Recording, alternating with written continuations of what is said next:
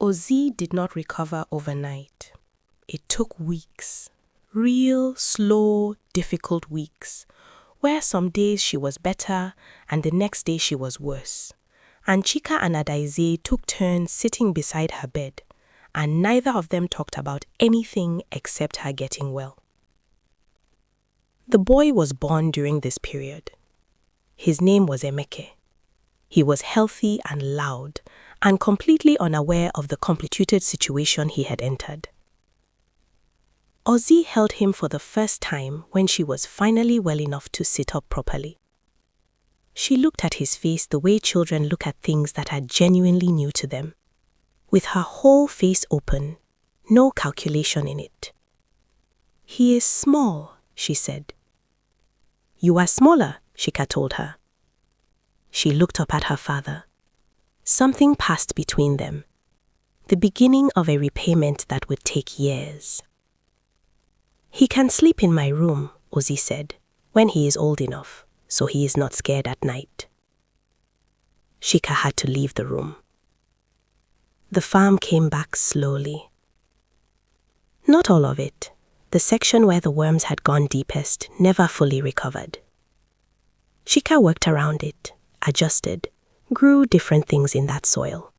He accepted it as the shape of the consequence he had made. Adaize's stall rebuilt its customer base over about a year.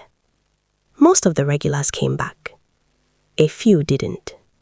She opened earlier and stayed later, and learned not to be bitter about the ones who did not return. Money came back into the house. Not with the same effortless quality as before. It required more work now, more attention, more intention. Chika told Adaize that maybe it was better this way, that the original blessing had made him soft, had made him take things for granted so quickly that he had started looking past them before he even understood what he had. Adaize looked at him for a long time when he said this. "You went to the forest," she said. It was not a question. "Yes," he said. "And you knew what the condition was?" "Yes." She was quiet. "I am not leaving you," she said finally.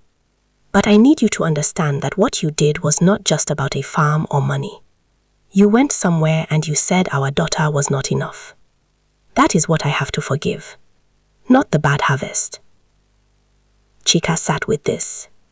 "I know," he said. "Say it properly," Adaize said. "Not to me, to her." Ozzy grew up. She was not a miracle child in the dramatic sense. She did not glow. She did not say prophetic things. She was a girl and then a young woman who did her work steadily and did not make a performance of it. She was a good student, not the best in the state, good. The kind of student that teachers remember not because she was the highest, but because she paid full attention and never had to be told the same thing twice. She became a teacher herself, primary school. She taught in the same local government where she grew up because she had looked at the school she attended and seen what it lacked and decided she could do something about the lack. She built a small library in the school. Small meaning 4 donated shelves and maybe 200 books gathered from everywhere she could find them. Small meaning it took 3 years of asking and following up and not giving up when people said yes and then did nothing. The children used it every day. Emeka grew up watching his sister build things quietly without announcing them. He grew up in a house where his father apologized to his sister more than once, not in dramatic scenes, but in small, consistent ways. In the way he spoke about her to others, in the way he made sure she was consulted, in the way he publicly said her name with the same weight he said everything important. Emeka grew up and became a man who did not understand, on a bone level, why a son would be considered more valuable than a daughter. Not because he was taught a lesson about it, because he had watched his sister his whole life, and the evidence was right there. Chika got old. He sat on the veranda of his compound in the evenings and watched the light change and thought about the things you think about when you have enough years and enough quiet. He thought about the 7 silent years and how they had been the making of him, the patience, the helplessness, the having to sit in what you cannot fix.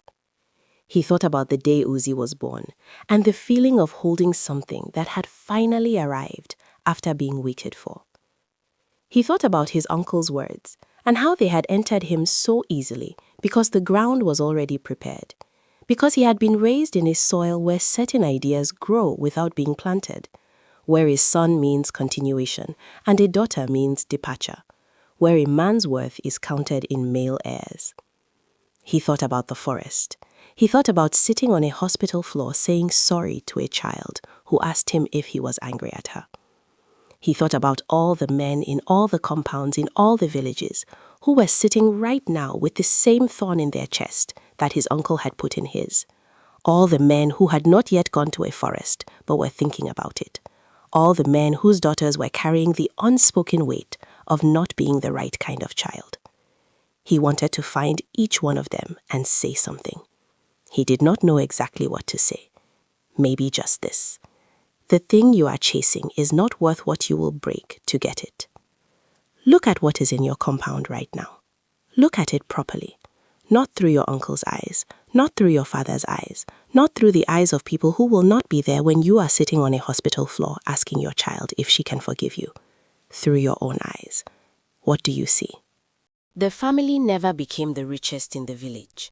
They became something harder to measure. Ozzy's library is still open. She has been trying to get government support to expand it for 4 years. The government has been very encouraging in the way governments are when they mean no. She is still trying. Emeka calls his sister every Sunday. He named his first daughter Ozioma. When Ozzy found out, she went quiet on the phone for a moment and then said, "You didn't have to do that." He said, "I know, that's why I did it." Chika passed 2 years ago. He died at home in his own bed, in the compound he had expanded and then nearly destroyed, and then rebuilt. Ada Ise is still there. She still makes pepper soup that people drive distances for. She says she will stop when she is ready. She has not been ready yet. On the wall of the main room in that compound, there is a photograph. Chika holding baby Ozzy on the day she was born. He is looking at her with the expression of a man who has just received something he does not yet understand the full weight of. He was right about that part. He just lost his way for a while before he understood it completely. Most fathers love their daughters. The problem is not love. The problem is a world that taught them to love their daughters quietly and love their sons loudly. That taught them that a daughter is a blessing you receive and a son is a legacy you build. Ozzy was both. Some children are born to show us that the categories we inherited are too small. Some blessings arrive after long waiting, and the danger is not in receiving them, but in forgetting the waiting the moment life gets comfortable. Chika had everything he prayed for, and still went looking for more, because he let other people's voices drown out his own memory of having nothing. The people who told him what he was missing were never there when he paid the price. His daughter felt his doubt before he ever acted on it, because people who are close to us always feel the shift before they know the facts. What he did in secret came home with him anyway. The broken things rebuilt, but differently, carrying the shape of what happened. And the real apology was not the moment he cried on a hospital floor, but the 20 years of behavior that followed.